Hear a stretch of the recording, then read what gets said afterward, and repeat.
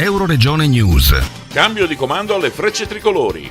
Il tenente colonnello Jans Langen, terminato il periodo di comando, ha lasciato l'incarico al maggiore Mirko Caffelli. La cerimonia alla presenza del vicepresidente della regione Sergio Bolzonello e il sindaco Fabio Marchetti di Codroipo. Il cambio del comandante è un momento molto importante come sempre, poi per noi le Frecce sono qualcosa a cui siamo non affezionati di più, sono uno degli emblemi del Friuli Venezia Giulia, uno dei fatti di reputazione più grandi del Friuli è avere anche qui la casa delle Frecce Tricolori, che sono l'emblema del nostro paese e della nostra Italia. E le Frecce Tricolori, legate da un legame indissolubile, le Frecce Tricolori sono uno dei simboli, per me il più importante, che fa conoscere Codroipo nel mondo. Ho fatto i migliori auspici al maggiore Mirko Caffelli con l'auspicio che il territorio di Codroipo, con l'ospitalità da sempre data alla pattuglia acrobatica nazionale e al secondo stormo,